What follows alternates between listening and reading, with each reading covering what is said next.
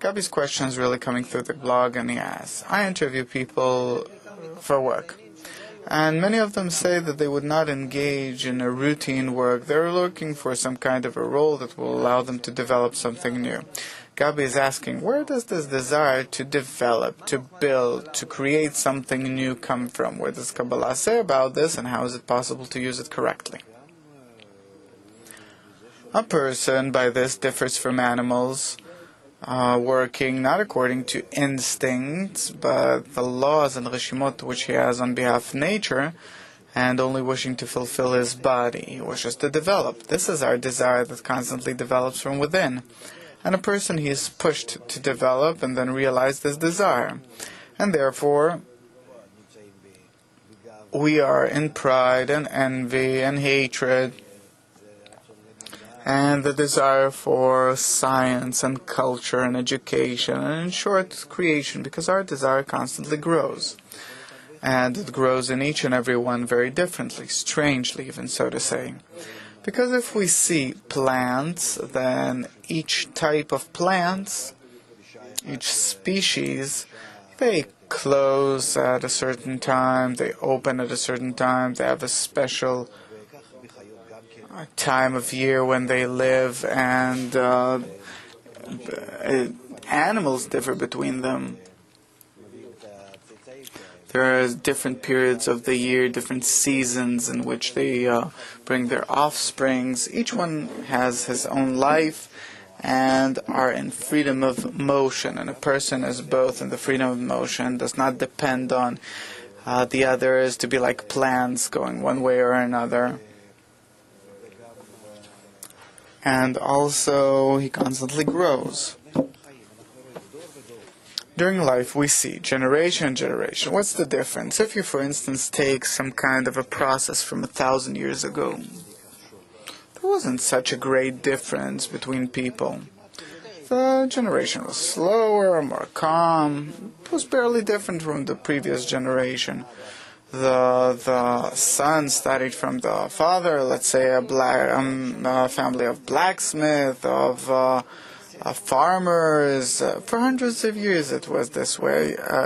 Each occupation had its own clothes, but today everything is much quicker. The will to receive that grew throughout the generations, it grew, and it is reaching this kind of a development and this curve, exponential. And then, in our generation, it reaches a state where a person barely knows himself. This is what I said today. Yes, this is what I said yesterday. Today I said something else. So, I remember I studied, I don't remember how many years ago, in the university. One of the more interesting courses in business management was that today and from year to year it's increasing an organization. The central thing that the organization needs to know how to do is to change, to be used to changes.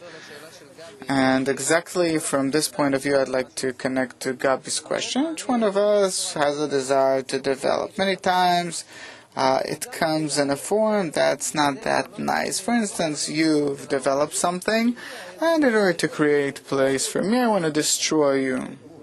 No, but a desire for development, envy, lust, and honor bring a person out of this world. What does it mean? They elevate us to a higher degree. If not for envy, lust, and honor, people wouldn't have tried to achieve anything. So you refer to it positively, of course, positively.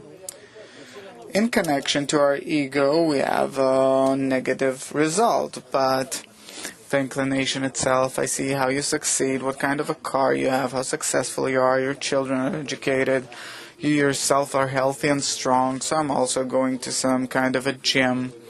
I look for my children for good educators, teachers. I also want this kind of a car. This advances humanity. Somewhere deep in the heart you also say, I wish this is something else. Here there's a point, a very, very critical point. Either I want to rise to your degree, and then the envy and envying you advances me like a motor. Yes. Or I want to bring you down. I don't want to advance, but the envy exists, and it eats me.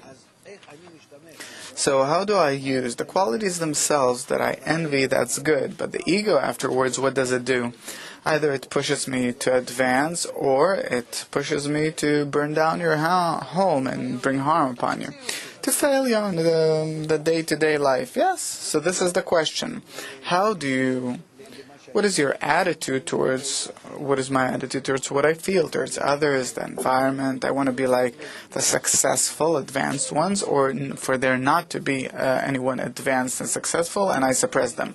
For instance, in Russia, this was the custom, all as one, don't jump. Someone jumps, he's pounded on the head, put back into line.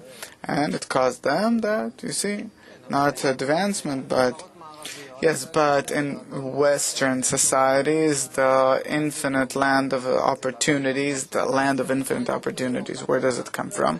I build myself on your ruins. I'll ruin you, you'll ruin me. So where is the balance between the suppression that doesn't let anyone come out of his line? And in both cases, we use our egos. Both in wanting to advance and agree like you, also by wanting to destroy you. First, to be equal, I am attracted to at least be equal. Afterwards, even more. So, I use my ego, and that's not correct. So how do you see a balanced society that allows each and every one to flourish without limits, be the greatest? And also that the details don't build themselves one on account of the other. Is there such a point of balance to transcend the ego? And then we use the giving and not the reception. I envy then different things in you. If we take the quality of bestowal, the love of others as a source, as a goal, as the main thing, as the upper goal, upper value, only this, then I envy you to the extent to which you can bestow onto onto society, to the extent to which you can be and bestow in love towards others, and then I want to be like you. And then it works in favor of general society, not me or you, but in favor of society. It brings us to the development of society.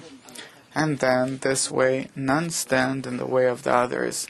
When I look at you and I envy you, it elevates me.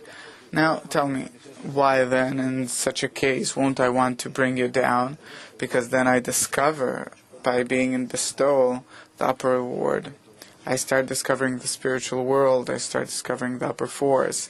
I start discovering something that for me becomes as a goal, as a reward. Not bestowal, not love of others. This is all in all the means. But I discover eternal life. I discover myself in harmony, divine harmony.